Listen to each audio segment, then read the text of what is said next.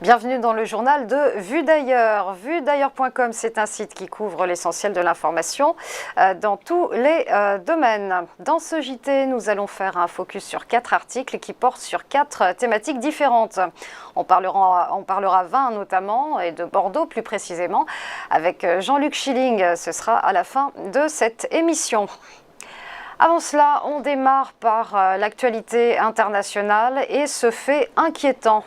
Le trafic d'organes qui se répand sur la planète et se révèle être un marché de plus en plus lucratif. Le site Vue d'ailleurs donne l'exemple de la Chine, où les exécutions de prisonniers seraient monnaie courante.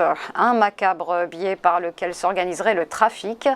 Scandale dénoncé par un médecin, entre autres. Interrogé par le quotidien South China Morning Post, ce dernier rapporte l'omerta entourant ce phénomène.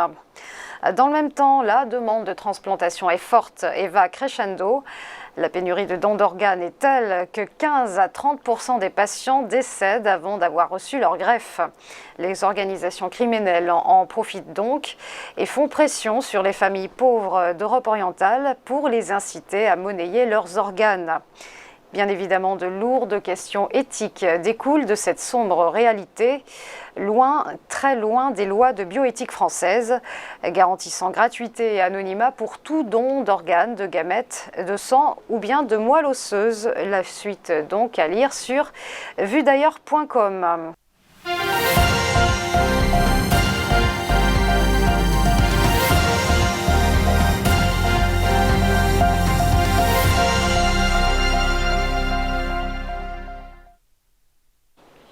Retour sur notre plateau et on va parler politique pour une Actu France à l'honneur sur vuedailleurs.com. Le site fait un focus sur la candidature de Valérie Pécresse à la présidentielle et pose la question: peut-elle s'imposer à droite ?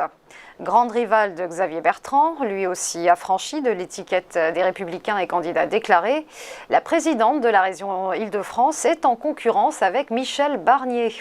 L'ex-négociateur du Brexit avance ses pions et espère bien jouer le troisième homme pour rassembler son camp politique. Un camp de droite traditionnel en quête d'espace, coincé entre une droite extrême qui consolide et une République en marche qui se droitise. Résultat, Valérie Pécresse vise à apparaître comme une véritable alternative au duel annoncé Macron-Le Pen, au coude à coude dans les sondages.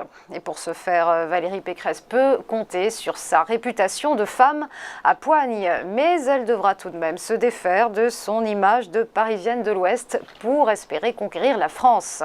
Celle qui martèle le « en même temps, ça ne marche pas » annonce la couleur sur un éventuel ralliement futur à Emmanuel Macron. « Je ne serai pas son Premier ministre », a-t-elle indiqué. Les détails et les enjeux sur vuedailleurs.com. On marque une courte pause et on poursuit ensemble la revue d'actualité.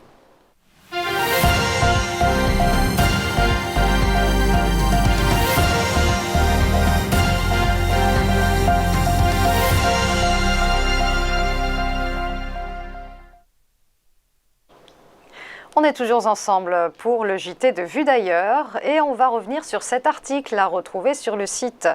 Vue d'ailleurs, c'est aussi des envies d'ailleurs pour beaucoup de Français. Le site pose donc la question: où rêvez-vous de vivre ? Il faut dire que la pandémie a complètement rebattu les cartes du marché immobilier. Les confinements successifs ont fait fuir beaucoup d'entre nous des grandes métropoles. Fini les logements exigus, sans terrasse ni jardin. Sachez que vous êtes 400 000 à rêver d'un confinement à la campagne, si toutefois celui-ci devait à nouveau être décrété. Paradoxe, les Français n'ont jamais été aussi nombreux à vivre en ville, à hauteur de 80%, mais ils n'ont jamais été autant à désirer la quitter. L'exode rural, bien évidemment, ne date pas d'hier. 4,5 millions d'habitants ont franchi le pas dans l'Hexagone depuis les années 70. Une tendance qui devrait donc s'amplifier dans les mois et années à venir, avec à la clé quelques nouveaux concepts, comme celui de campagne métropolitaine. Alors si vous voulez approfondir le sujet, rendez-vous sur vuedailleurs.com. On fait une dernière pause et on se retrouve pour la fin de ce journal avec notre invité.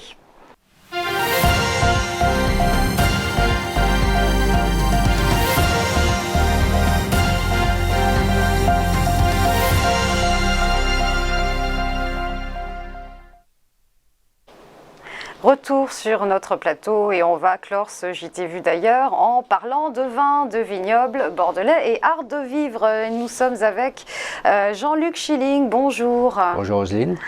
Vous êtes écrivain et le site Vu d'ailleurs vous revient sur votre dernier ouvrage. Alors, vous savez ce qu'on dit quand on évoque le vin à la télé ? La fameuse formule. Avec modération. Voilà, exactement, c'est voilà normal. Pourquoi moi j'ai mis éloge immodéré. Voilà, vous faites les transitions, c'est parfait. Donc effectivement, la loi E20 nous oblige à cette petite formule, mais vous, ce que vous nous proposez, c'est cet éloge immodéré. Alors, votre livre, quelque part, c'est complètement un hymne à l'épicurisme ?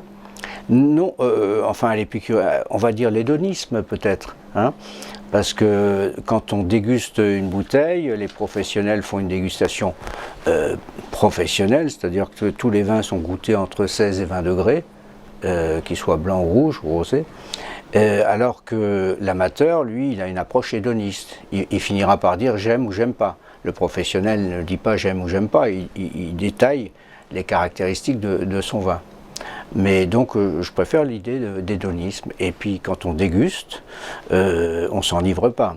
On boit avec modération. Mais bien entendu qu'il faut boire avec modération. Mais je n'ai pas besoin qu'on me l'impose du ciel. Et puis quand on aime le vin, ça s'appelle l'éloge immodéré du vin de Bordeaux. Mais enfin, soyons très clairs, ma première phrase c'est j'aime aussi les Bourgognes. Et puis je déroule tous les vins que j'aime, et il y en a beaucoup. Un bon vin, il n'y a pas qu'à Bordeaux qu'on en fait. Mais alors justement, j'allais vous demander, qu'est-ce qui différencie le vignoble bordelais de celui de l'Alsacien par exemple, ou du vignoble bourguignon ? Alors, d'abord sa taille. À Bordeaux, tout est plus grand, pour le pire ou pour le meilleur. Même la place des Quinconces à Bordeaux, elle fait 12 hectares, c'est la plus grande d'Europe. L'histoire est la plus longue, etc., etc. Mais ce qui distingue, par exemple, la Bourgogne, l'Alsace du Bordelais, c'est d'abord les cépages. Les cépages, la typicité du Bordeaux, le type de raisin n'est pas la même qu'en Bourgogne ou en Alsace particulièrement. Alors en plus, deux bons exemples, parce que en Alsace, longtemps, maintenant ça change un tout petit peu, et en Bourgogne, on est monocépage. C'est-à-dire que le vin rouge, en Bourgogne, c'est du pinot. Le vin blanc, c'est du chardonnay.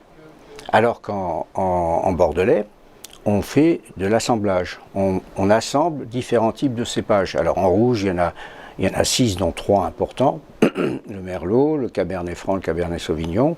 En blanc, c'est pareil, il y en a 3. Alors que, et en Alsace, au contraire, on identifiait même les vins pendant longtemps, non pas par leur terroir, mais par leur cépage. C'était du Riesling, c'était du Gewürztraminer, etc. Alors Jean-Luc, on va revenir sur votre ouvrage, qui est un abécédaire amoureux, avec ses coulisses, ses secrets et ses passions. L'univers du vin ne pouvait être autre chose que charnel et passionné ?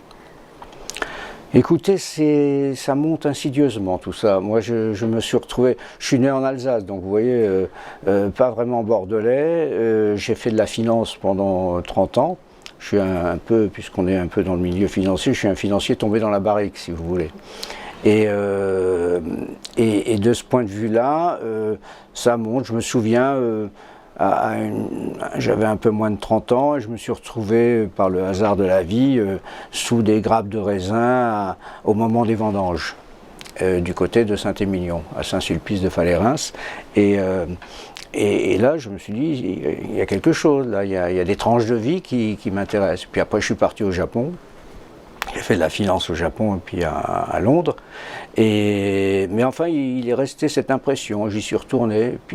Et puis à un moment, la cinquantaine passée, je me suis dit peut-être que ce serait une bonne idée de changer de vie, troisième vie. Et là, je suis reparti sur les bancs de la faculté d'œnologie de Bordeaux. Donc j'ai retrouvé le trac des examens, le goût de la lecture des livres techniques, etc. Et puis ça s'est développé. Là j'ai découvert un monde, enfin je connaissais un peu, mais j'ai vraiment approfondi un monde où l'homme est important. Et j'ai voulu justement raconter ces histoires d'hommes. C'est du bottom-up, comme on dit dans la gestion de fonds, et beaucoup plus que du top-down. C'est des histoires. Il y a 125 entrées.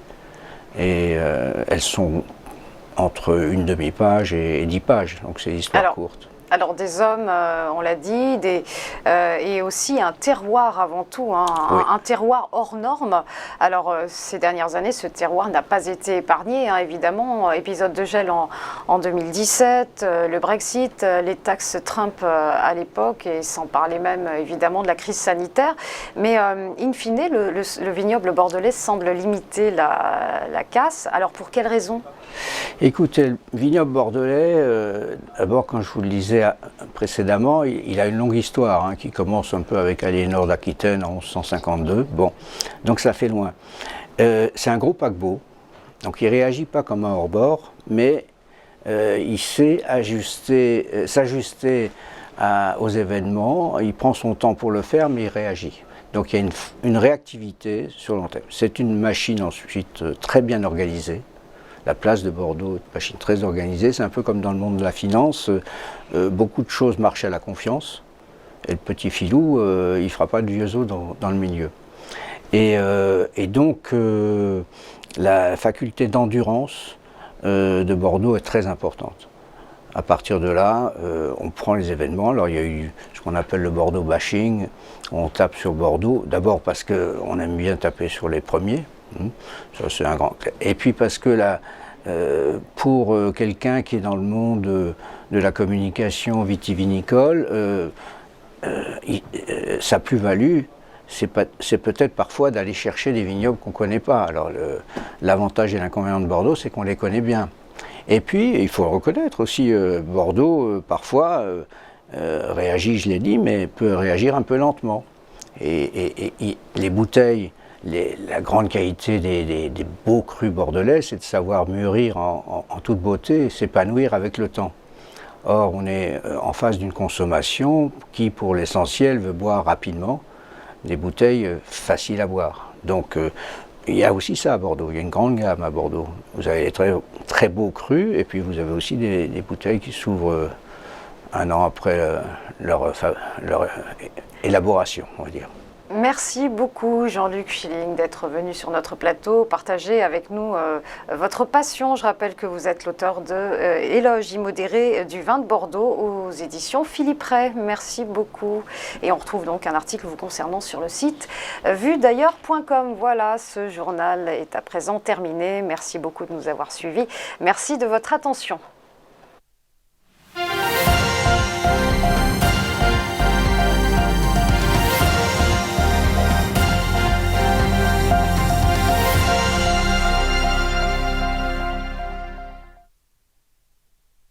Bonjour à tous et bienvenue dans notre émission Entreprise et Innovation, votre rendez-vous innovation, développement économique et enjeux du digital sur TV Finance. Tous les jours, TV Finance met en lumière une société, un projet, des hommes et des femmes qui font l'entreprise d'aujourd'hui et de demain dans un monde en perpétuelle évolution. Pour y participer, contactez-nous sur tvfinance.fr.